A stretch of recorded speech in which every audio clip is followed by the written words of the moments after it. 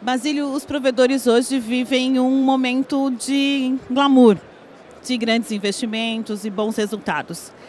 Como é que você avalia esse momento?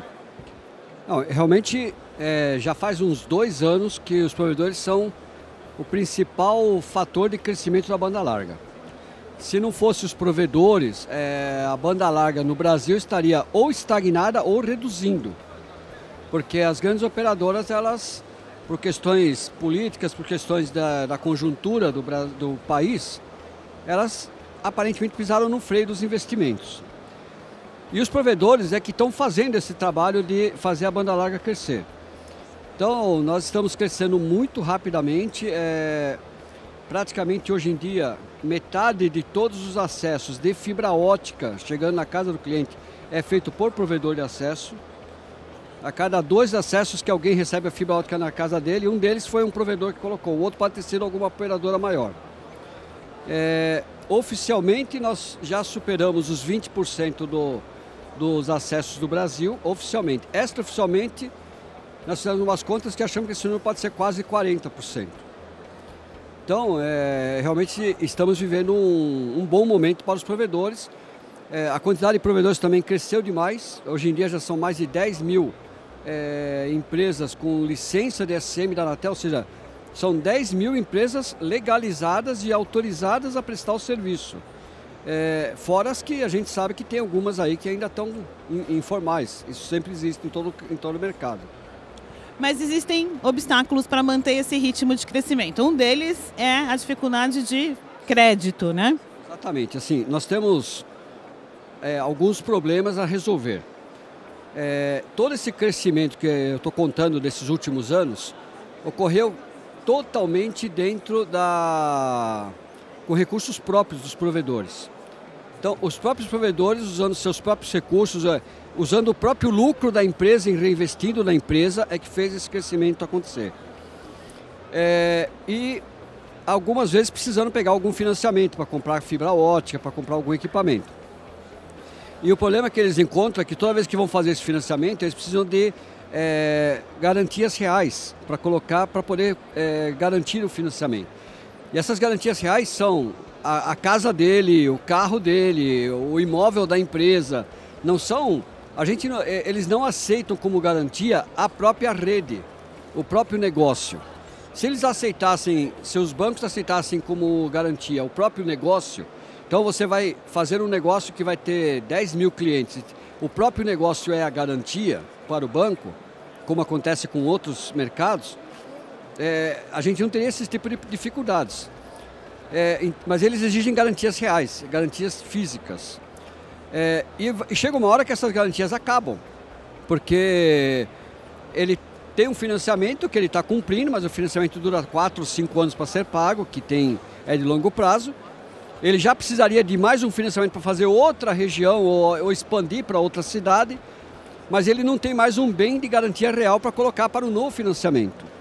E é nisso que a gente, desde 2014, que nós estamos conversando com o governo, tentando conseguir um fundo garantidor, que seria um fundo que iria servir de avalista desses empréstimos. Então, o provedor paga por esse fundo, ele tem que pagar uma taxa pelo fundo, e o fundo avaliza o que ele está pegando de dinheiro emprestado. Se acontecer alguma coisa, o fundo vai pagar.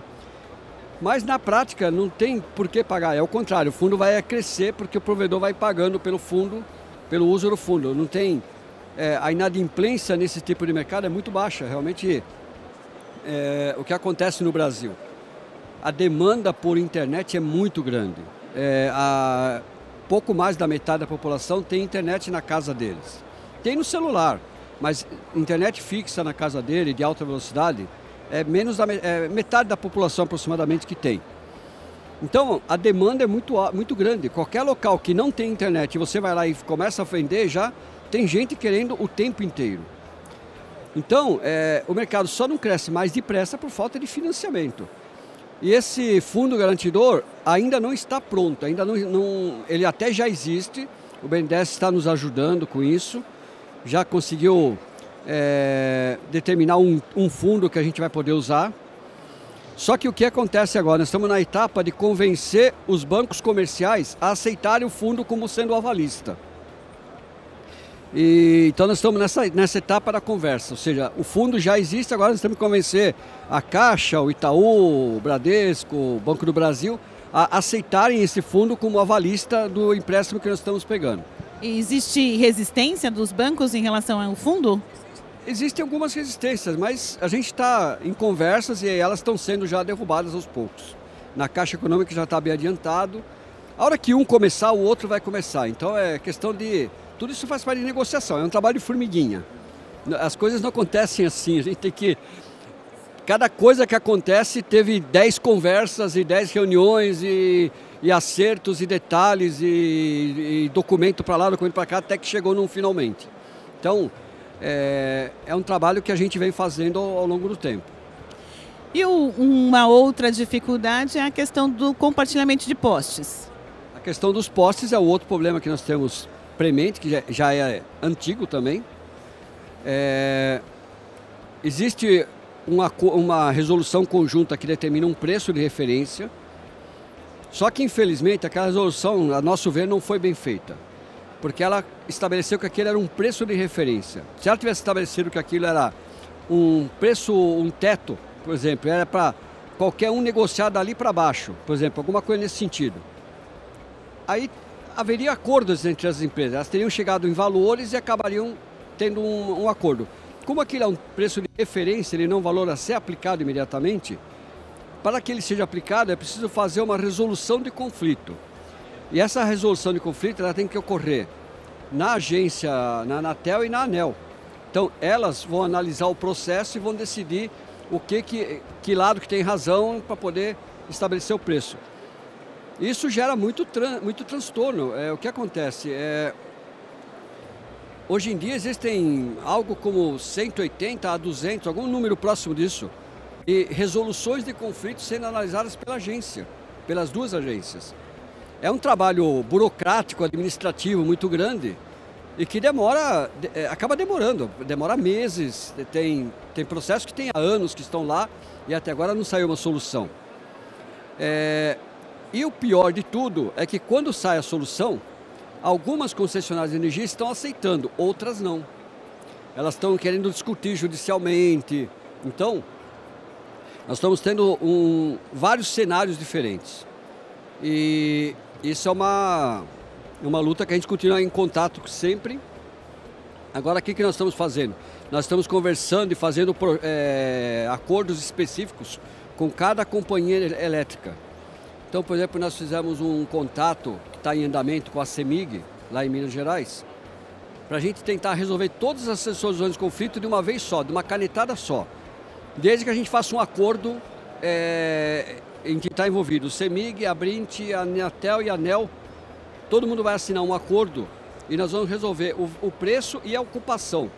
E os provedores que estão lá, que estão nessa resolução de conflito, já se comprometeram a cumprir esse acordo que a Brint firmasse.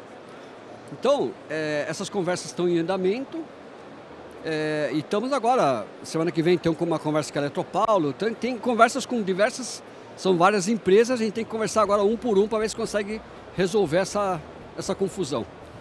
As empresas de energia, por outro lado, alegam que o que elas recebem como taxa de uso de poste não cobre nem a manutenção desse poste.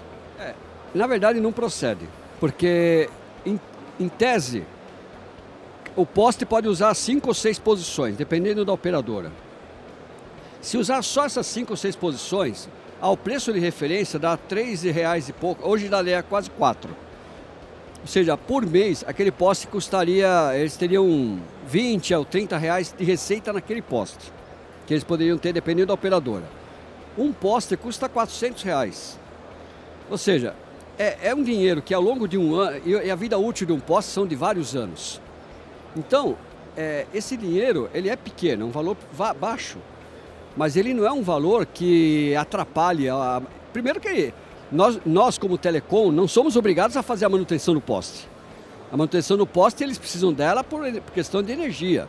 Então, essa receita que a gente tem, ao longo de 2 ou 3 anos, paga um poste novo para eles. apesar de que não é essa a obrigação nossa, pagar esse poste novo, nós estamos apenas alugando um pedacinho, nós estamos alugando meio metro do poste e o resto do poste com a energia, com todos os recursos, eles continuam usando. E depois tem uma outra questão, o poste não é deles, o poste é do governo, aquilo é uma concessão. Então, todos os postes que estão no Brasil são do governo e elas são nossos, porque nós somos o Estado, né? Nós somos o povo. Os postes são nossos e foram concedidos a eles enquanto durar a concessão para que eles façam a distribuição de energia elétrica e tenham também essas receitas de aluguel que elas são obrigadas a compartilhar. Então, a discussão não é por aí de questão de preço, a discussão é mais de outro nível, é que eles querem que faça uma arrumação completa, porque tem muito poste com excesso de ocupação, tem postes em mau estado de ocupação. Mas esse excesso de ocupação também é uma culpa deles, porque anteriormente eles não se preocupavam em colocar apenas 4 ou 5 operadores por poste. O pessoal entregava um projeto, tá bom, tá aprovado. E eles não iam olhar no poste e já tinha 20 pessoas no poste.